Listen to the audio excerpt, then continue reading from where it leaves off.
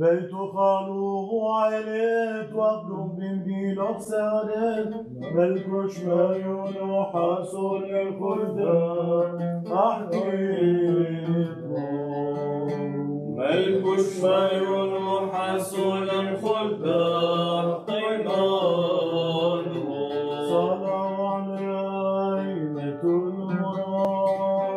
أرون حاضر قربونه مترحم علين بصور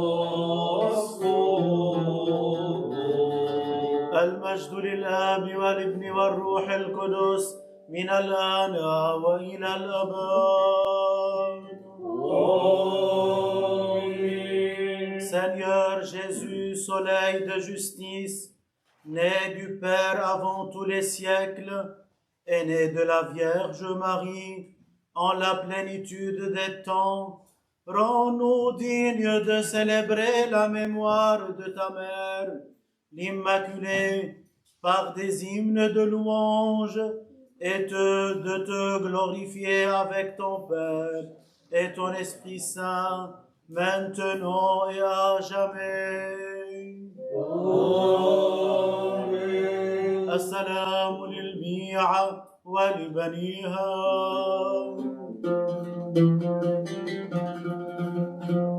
المجد لله في العالي وعلى الأرض سلام ورجاء الصالح لمن بشر المجد للآب والابن والروح القدس منذ الأزل وإلى أبد الآبدين. Louange, honneur et gloire au Dieu très haut, qui s'est abaissé jusqu'à nous, en prenant notre condition humaine par son incarnation, dans le sein d'une humble Vierge, qu'il a ainsi comblé de grâce, lui qui s'est fait homme pour sauver l'humanité, et s'est humilié pour élever les hommes. Barak Morabou. Ô Dieu clément, honneur et gloire, tous les jours de notre vie et à jamais. Amen.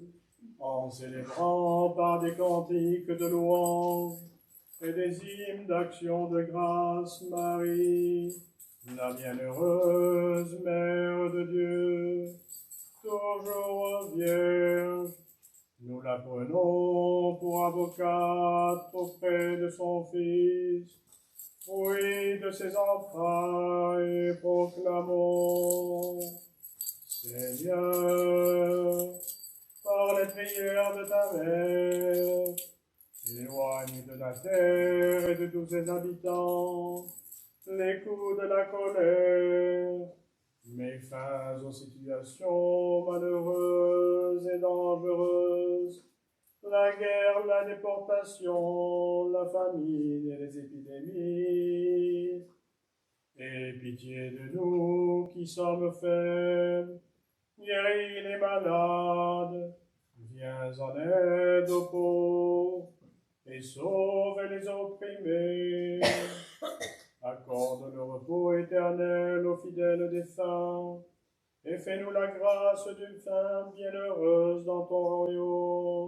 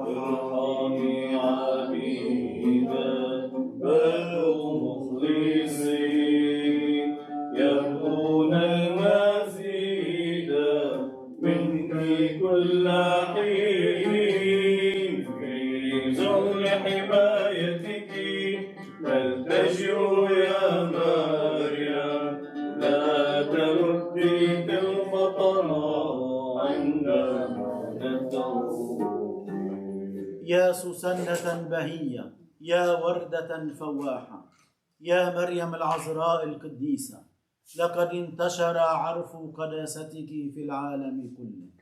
اطلبي لنا أن نكون شذا المسيح الطيب يفوح بها في العالم، ليكن بخورنا لحفظ الأحياء في الإيمان وخلاص الموتى، حتى نحظى بالسعادة الأبدية ونسبح الثالوث الأقدس إلى الأبد. قديشات قديشات حيلتون قديشات لوميوتو افرح عليك قديشات قديشات حيلتون قديشات لوميوتو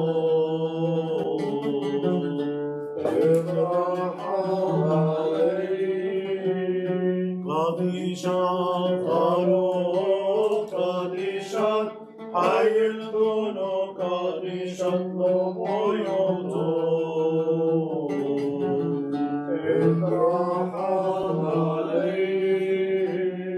Seigneur saint immortel, sanctifie nos pensées et purifie nos consciences pour te glorifier et écouter tes saintes écritures. À toi la gloire à jamais.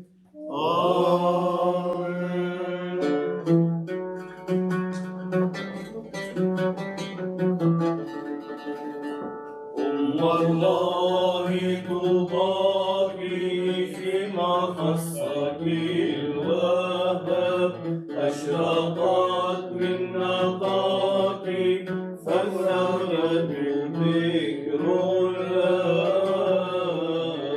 يا ما أحلى ذكراك في الأفواه والآذان سيحت ذراعك ذاك الحميل الأكوان. ربي يا من تقبل قدما خدمة الأبرار يا حنون تقبل واستجب لك الأبرار.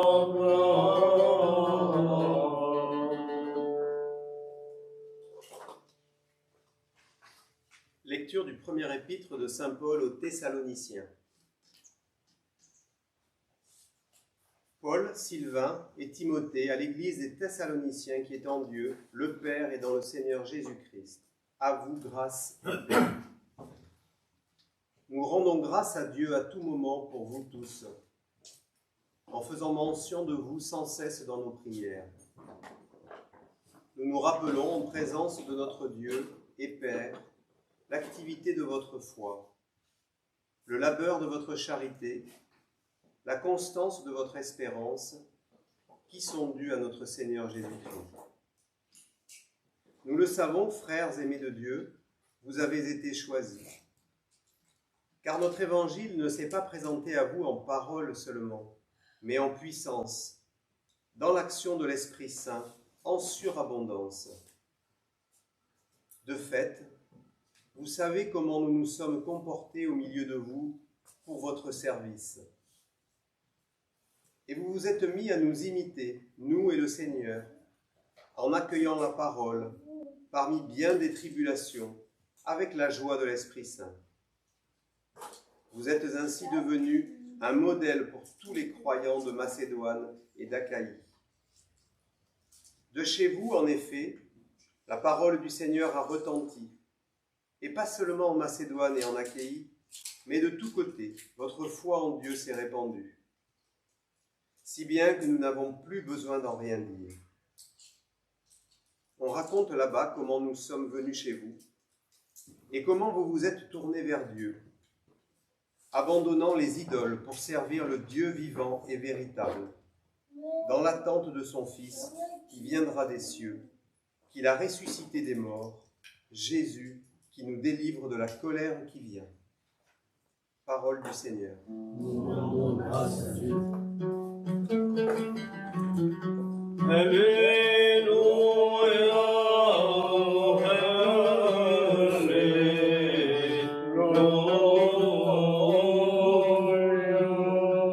السلام عليك يا ممتلئة نعمة الرب معك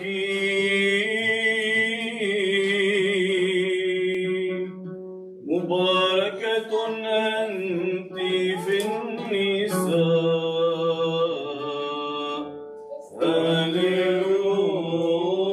هللويا أمام بشارة مخلصنا المبشرة بالحياة لنفوسنا يقدم البخور إلى مراحمك يا رب نصلي. السلام لجميعكم ومع روحك. من إنجيل ربنا يسوع المسيح للقديس لوقا الذي بشر العالم بالحياة، فلنصغي إلى بشارة الحياة والخلاص لنفوسنا. كونوا في السكوت أيها السامعون، لأن الإنجيل المقدس يتلى الآن عليكم، فاسمعوا ومجدوا واشكروا كلمة الله الحي. قال لوقا البشير: سأل واحد من الفريسيين يسوع أن يتناول الطعام معه، فدخل بيت الفريسي واتكى، وإذا امرأة وهي التي كانت في المدينة خاطئة علمت أن يسوع متكئ في بيت الفريسي، فجاءت تحمل قارورة طيب، ووقفت باكية وراء يسوع عند قدميه، وبدأت تبل قدميه بالدموع وتنشفهما بشعر رأسها، وتقبل قدميه وتدهنهما بالطيب. ورأى الفريسي الذي دعا يسوع ما جرى، فقال في نفسه: لو كان هذا نبيا لعلم أي امرأة هي تلك التي تلمسه إنها خاطئة. فأجاب يسوع وقال له: يا سمعان، عندي شيء أقوله لك. قال الفريسي: قل يا معلم. قال يسوع: كان لدائن مديونان، أحدهما مديون ب500 دينار والآخر ب50، وإذ لم يكن لهما ما يوفيان سامحهما كليهما، فأيهما يكون أكثر حبا له؟ أجاب سمعان وقال له: أظن ذاك الذي سامحه بالأكثر. فقال له يسوع: حكمت بالصواب. ثم التفت إلى المرأة وقال لسمعان: هل ترى هذه المرأة؟ أنا دخلت بيتك فما سكبت على قدمي ماء، أما هي فقد بلت قدمي بالدموع ونشفتهما بشعرها. أنت لم تقبلني، أما هي فمذ دخلت لم تكف عن تقبيل قدمي. أنت ما دهنت رأسي بزيت، أما هي فدهنت بالطيب قدمي. لذلك أقول لك: خطاياها الكثيرة مغفورة لها، لأنها أحبت كثيرا. أما الذي يغفر له قليل فيحب قليلا. ثم قال للمرأة: مغفورة لك خطاياك. فبدأ المتكئون معه يقولون في أنفسهم من هو هذا الذي يغفر الخطايا أيضا؟ قال يسوع للمرأة إيمانك خلصك اذهبي بسلام حقا والأمان لجميعكم.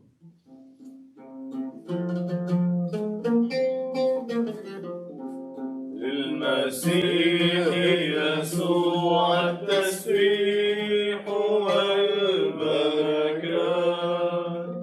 من أجل كلامه الحي لنا. للمسيح يسوع التسبيح والبركات.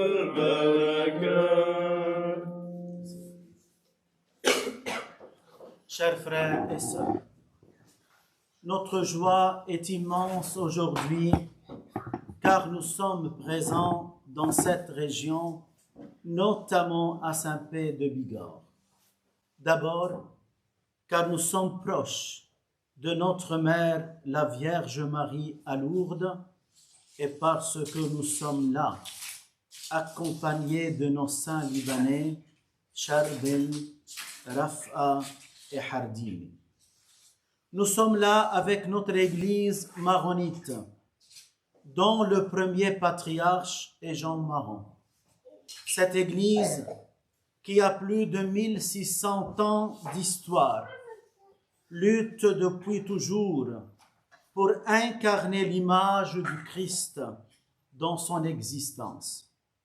Nous sommes des Libanais, d'un tout petit pays, le Liban, cité plusieurs fois dans l'Ancien comme dans le Nouveau Testament, et voici par Jésus-Christ et visité par Jésus-Christ qui a été dans les alentours de Sidon et de Tyr.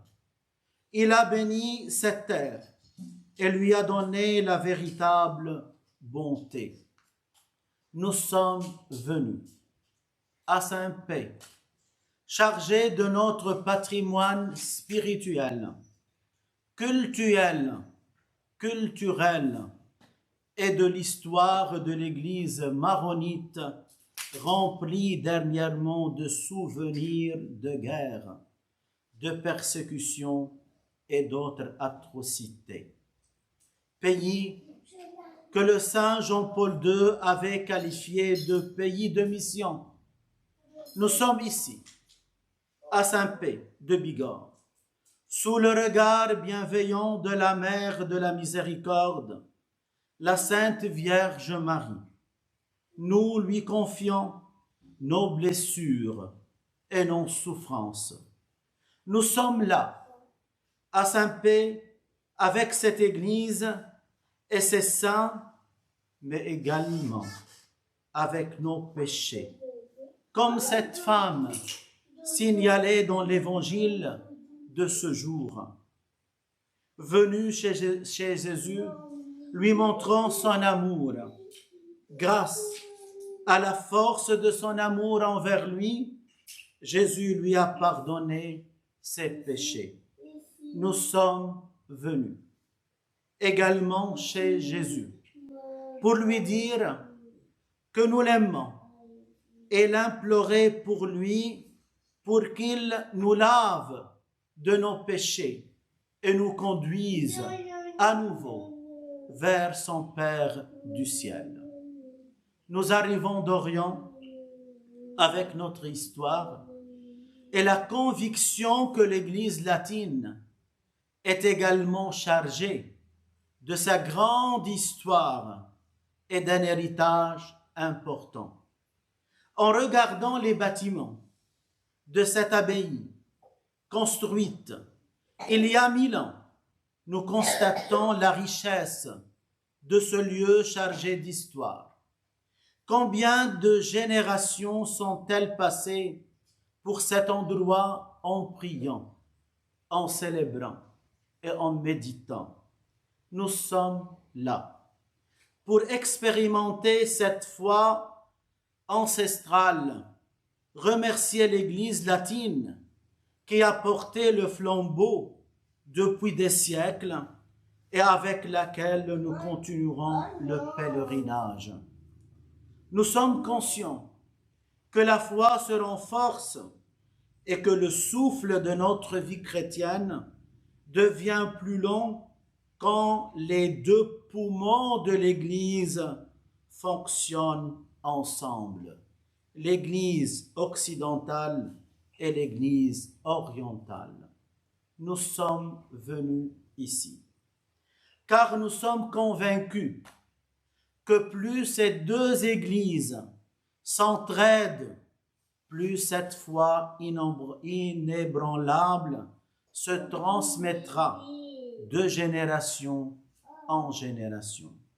Les deux Églises se complètent et s'enrichissent en travaillant main dans la main au service de l'Évangile. Malgré toutes les menaces qui nous guettent et confions en la bienveillance de Marie, Mère de Dieu et notre Mère à tous, nous œuvrons pour transmettre le flambeau aux générations futures. C'est sa volonté que nous soyons réunis avec elle devant son Fils Jésus-Christ.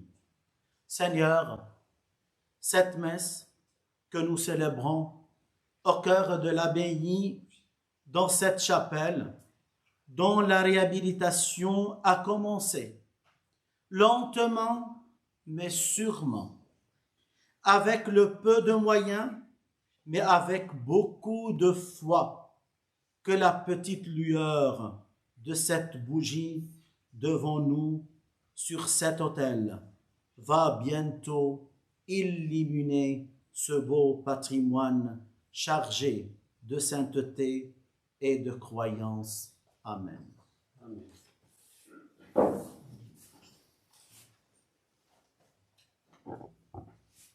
نؤمن بإله واحد آمن ضابط الكل خالق السماء والأرض كل ما يرى وما لا يرى وبرب واحد يسوع المسيح ابن الله الوحيد المولود من الآب قبل كل وجود إله من الله نور من نور إله حق من الحق مولود كان يقول مساوي الآب في الجوهر الذي به كان كل شيء الذي من أجلنا نحن البشر ومن أجل خلاصنا نزل من السماء وتجسد من الروح القدس ومن مريم العذراء وصار إنسانا وصلب عنا على عهد العصر الموت كأنه ما يكون وقام في اليوم السادس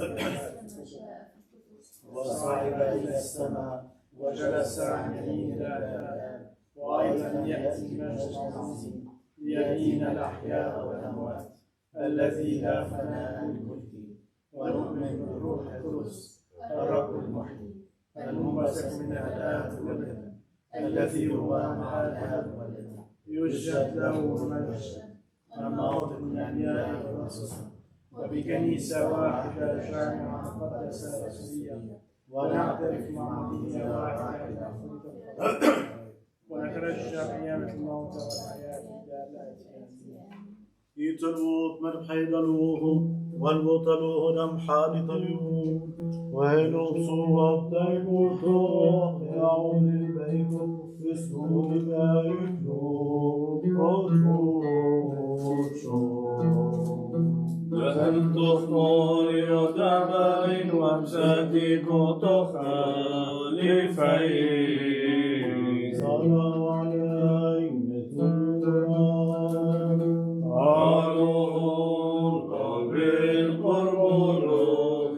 ويترحم عليهم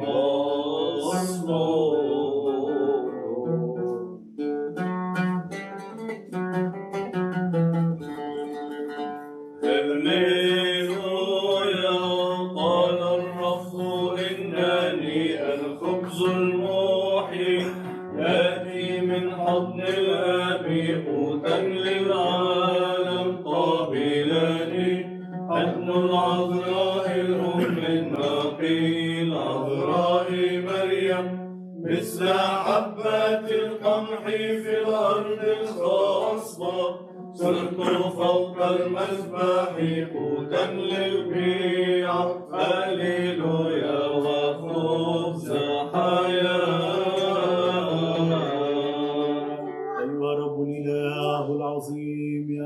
قبلت كرابين الأولين اقبل ما حملنا إليك من كرابين حبا لك ولاسمك القدوس أجزل علينا بركاتك الروحية وبدل عطايانا الزائلة هب لنا الحياة والملكوت.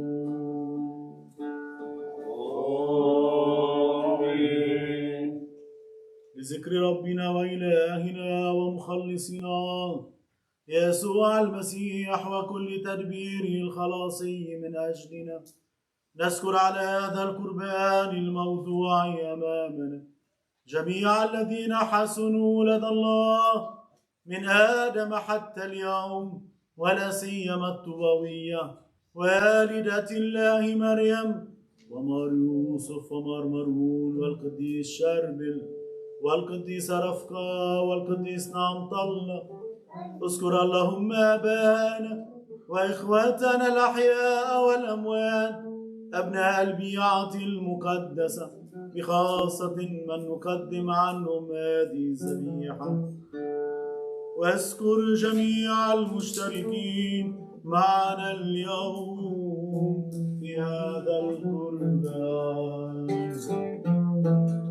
هللويا لوالدة الله الأم العذراء الأنبياء والرسل والشهداء والخدام الكهنة شوق الأبرار كل أولاد البيعة نحيي التذكار.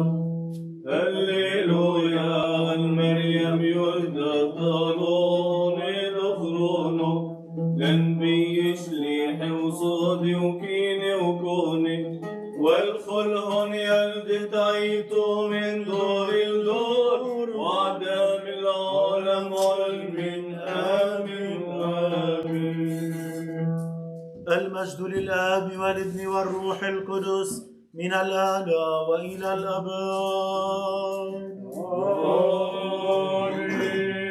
أيها الرب الإله الآب الحب الحقيقي والأمان الذي لا يغلب والرجاء الذي لا يخيب امنح أبناءك القائمين أمامك حبا وعزوبة وسلاما دائما واهلنا أن نعطي بعضنا بعضا السلام بقلب نقي ونفس طاهرة بقبلة مقدسة تليق باسمك القدوس فنرفع إليك المجد وإلى ابنك الوحيد وروحك الحي القدوس الآن وإلى الأبد. السلام لك يا مذبح الله، السلام للأسرار المقدسة الموضوع عليك، السلام لكم جميعا يا إخوتي الأحباء.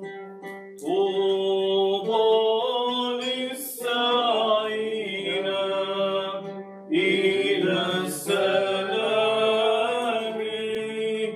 فإنهم أبناء الله يدعون.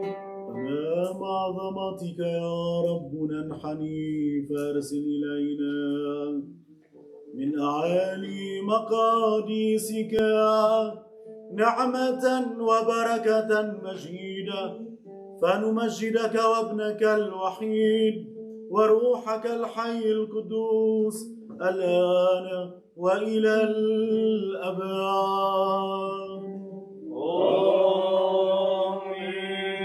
يا من أرسلت في ملء الزمان ابنك الحبيب لخلاصنا فسلمنا هذه الأسرار المقدسة المحية لا تجعلنا غرباء عن هذه الخدمة ولا ترد وجهك عنا لكثرة خطايانا فإنك وحدك القدوس مع ابنك الوحيد وروحك الحي القدوس الآن وإلى الأبد.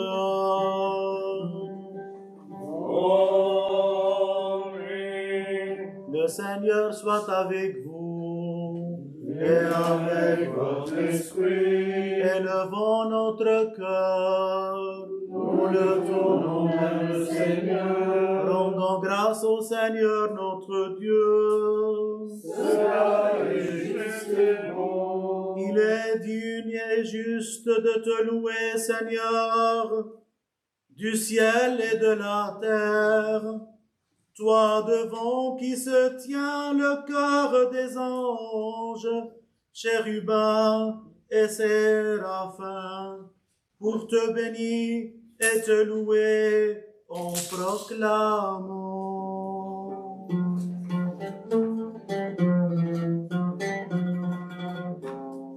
Dosan, dosan, dosan, enta Rabbul Qawiyyu, ilahu sabahu,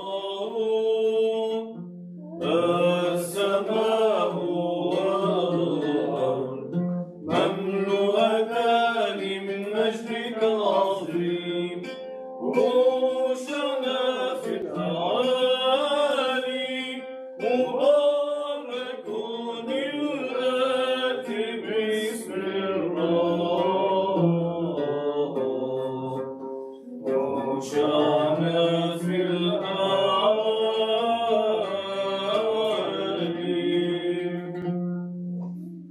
إنك قدوس اللهم الآب مع ابنك الوحيد وروحك القدوس، طبع واحد غير منقسم، وهو قدوس يقدس الكل بقوته الإلهية. يا من أرسلت ابنك لخلاصنا فنزل وتجسد وتألم وصلب من أجل صورته التي تشوه. يومها ودبو حاشو دي معبد حي نساب اللحم بداو قادي شوطو وباري وقادش واقصو يا بالتلميذ كانوا مار سابخون منه كل خون هون دانيتاو فغرودي دحلو فيكون واحلف ساقية ما تقسى وما تيام الحصو يطحو والحي دلعنا مع المين. آمين. وخانوا عالكوس دمزغوا من حمرو من مايو بارخ قادش ويا بالتلميذ كادوا ما سابشتاو من كل خون هون دانيتاو دمودي دياتقي يحداتو دحلو فيكو واحلف ساقية ما تشاب وما تياب الحصول حوضي والحي دلعنا مع المين.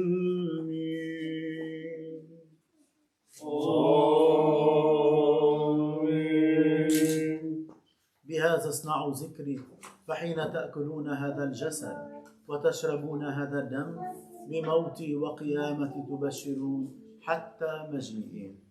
نذكر موتك يا رب ونعترف بقيامتك وننتظر مجيئك الثاني ونطلب منك الرحمة والحنان ونسألك مغفرة الخطايا وتشمل مراحمك كلها.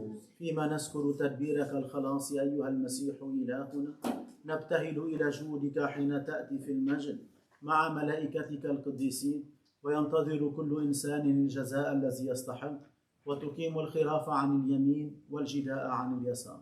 لا نكن يا رب غرباء عن بيتك، ولا تشح بوجهك عنا، ولا تخطر زلاتنا وخطايانا على قلبك القدوس، ولا تطرحنا من أمامك، نحن الذين عرفنا اسمك القدوس وجاهرنا بالشهادة لألوهيتك، بل عاملنا بحسب مواعيدك، واغفر ذنوبنا وسامحنا، وارحم ميراثنا، فها إن بيعتك التائبة تضرع إليك، وبك ومعك إلى أبيك، وهي تقول: ارحمنا أيها الرب الأب الكل ارحمنا. نحن أيضا يا رب أبناءك الخطاء، فيما نقبل نعمك نشكرك عنها ومن أجلها كلها.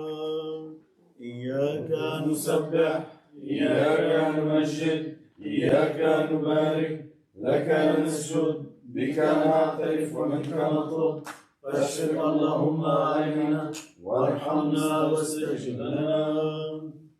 Quelle est redoutable l'heure, mes bien-aimés, où l'Esprit vivant et saint descend sur cette Eucharistie posée sur l'autel pour notre sanctification.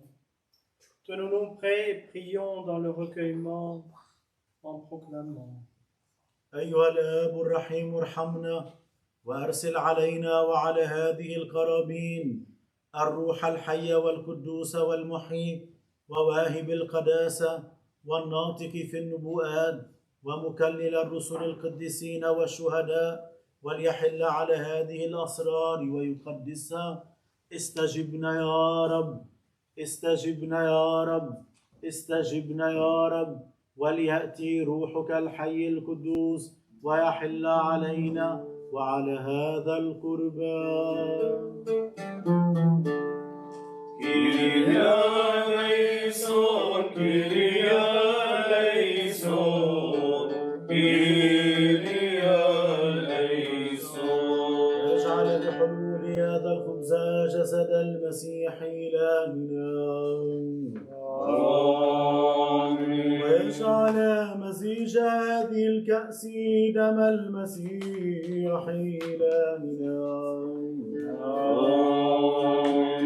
فينال المشتركون في هذه الأسرار قداسة النفوس والأجساد، ونقاوة القلوب وطهارة الأفكار، عربونا للملكوت السماوي والحياة الجديدة إلى الأبد.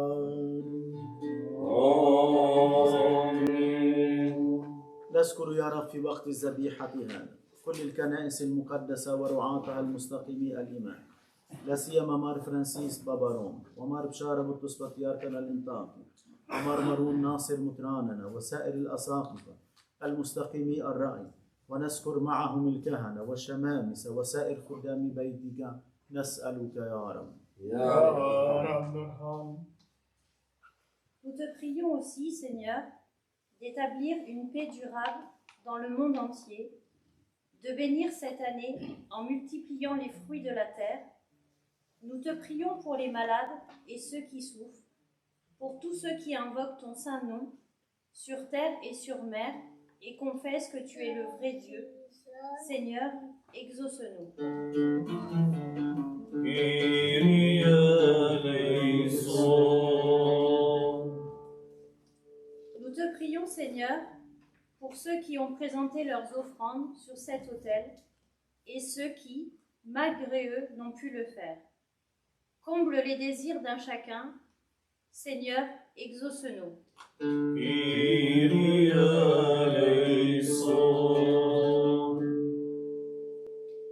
Souviens-toi, Seigneur, de la Sainte Vierge Marie, de tous les prophètes, les apôtres, les martyrs, les confesseurs, de Saint Maroun, de Saint Charbel, de Saint Travka et de tous les saints, et rends-nous dignes de partager leur sort dans ton royaume. Seigneur, exauce-nous. Kyrie eleison. Souviens-toi, Seigneur, dans ta miséricorde de ceux qui nous ont quittés. Rappelez à toi, munis de sacrement de l'Eucharistie, marqué qu'il était du sceau de l'Esprit Saint au moment du baptême. tous ceux qui ont mis en toi leur espérance depuis le début de la prédication évangélique jusqu'à nos jours. Ressuscite-les au dernier jour, et dans ta miséricorde, efface leurs péchés, car personne ne peut être justifié devant toi. Seul notre Seigneur et Sauveur Jésus-Christ, qui a vécu parmi nous, n'a pas connu le péché. C'est par lui que nous espérons en ta miséricorde et ton pardon.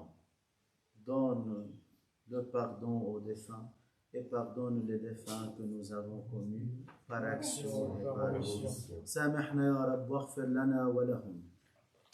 فيتمجد بنا وبكل شيء اسمك المبارك مع اسم ربنا يسوع المسيح وروحك الحي القدوس الآن وإلى الأبد. كما كان وهو الآن هكذا يكون إلى الأبد. آمين.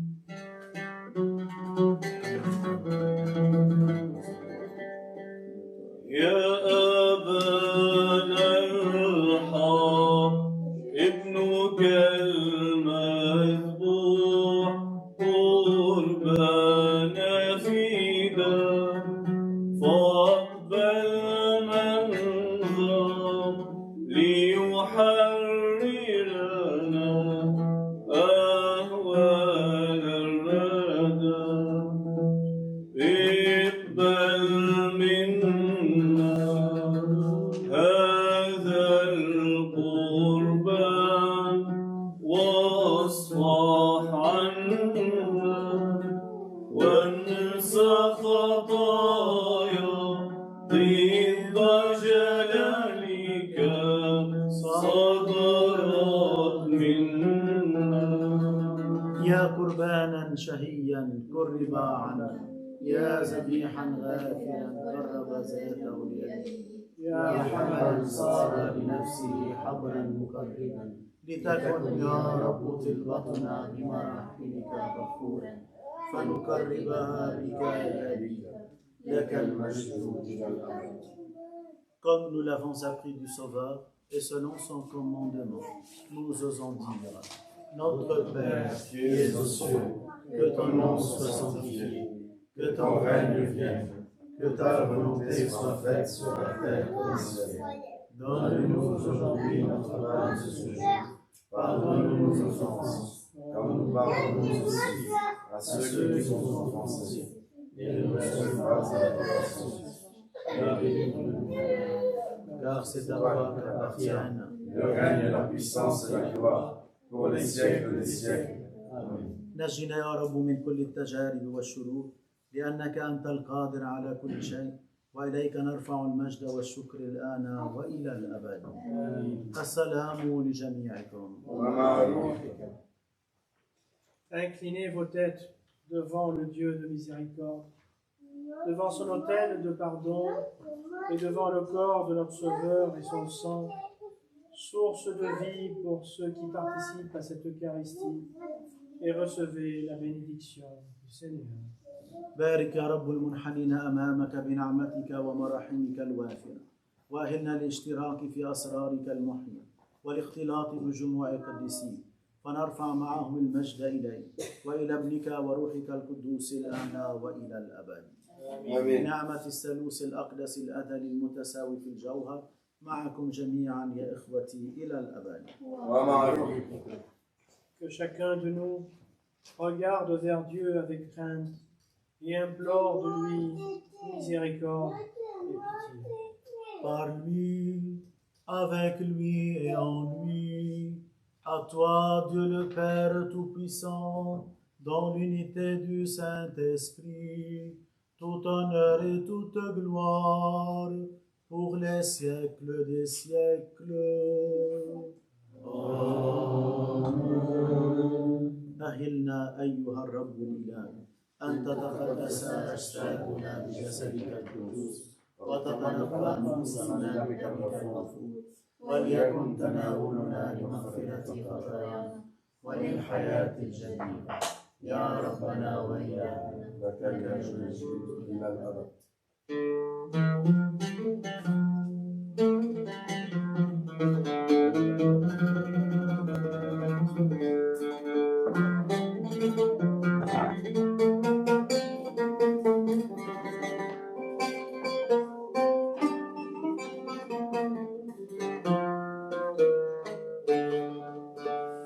نستغفرك أيها الكرم المطلق أننا لا نلتمسك إلا ساعة التجربة لو لم تهزني آت كالفاتح آت بي حنين يشدني إليك لو لم تمسني أنا آتي قراباتي تذكر ملامسك الأولى وتهتدي نستغفرك أيها الكرم المطلق أننا لا نلتمسك إلا ساعة التجربة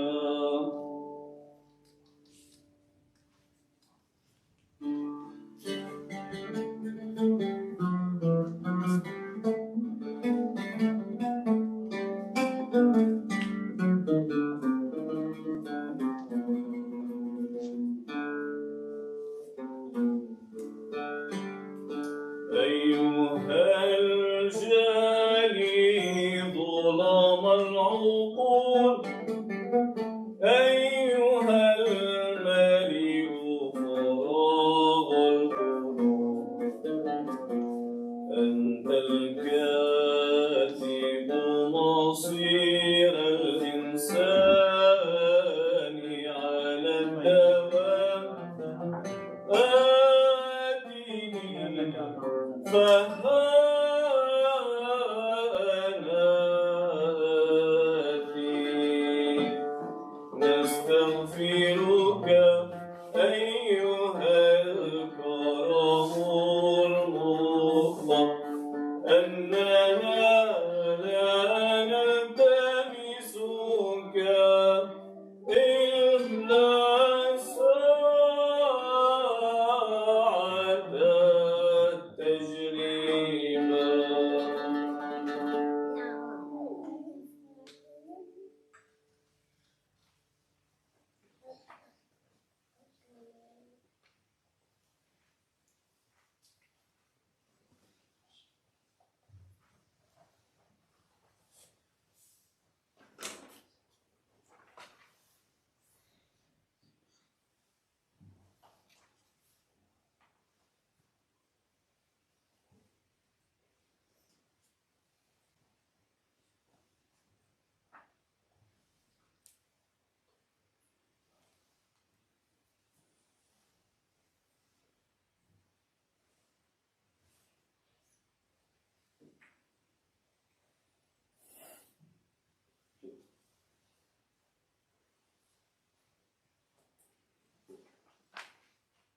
كيف لنا أن نرد جميل جودك علينا أيها الإله العطوف من أجل الخلاص الذي وهبتنا ومن يسعه أن يؤدي المجد الواجب لك فإن على ضعفنا وبقدر استطاعتنا نسجد لك ونسبحك ونشكرك وابنك الوحيد وروحك الحي القدوس الآن وإلى الأبد. السلام لجميعكم. نشكرك يسوع المسيح إلهنا ولك نسجد وإياك نسبح ضارعين إلى جودك ومراحمك الكثيرة من أجل خلاص العالم كله من أجل حفظ الأحياء وراحة الموتى من أجل إشباع الجائعين وسد عوز المحتاجين من أجل افتقاد المرضى وتعزية المحزونين، بنعمتك افتقدهم وبمراحمك الكثيرة أحيهم. بارك شعبا واحفظ بصليبك ميراثا، لأنه لك يجب السجود، ولأبيك وروحك الحي القدوس الآن وإلى الأبد. آمين. اذهبوا بسلام يا إخوتي وأحبائي مع الزاد والبركات التي نلتموها من مذبح الرب الغافر، ولتصحبكم بركة الثالوث الأقدس, que Dieu le Père, le Fils et le Saint-Esprit. Amen. Allez dans la paix du Christ.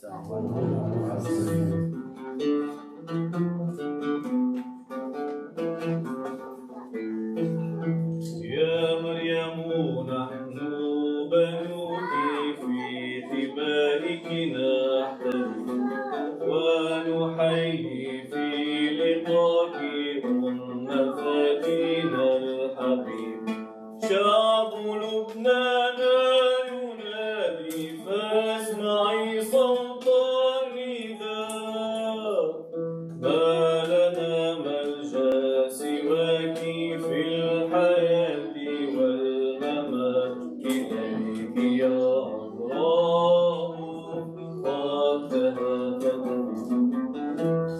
عند أقدام الصليب كنت تبكين الحبيب، وبأدموع النحيب حزنك كان مليب. شعب لبنان ينادي فاسمعي صوت النداء. ما لنا ملجأ سواك في الحياة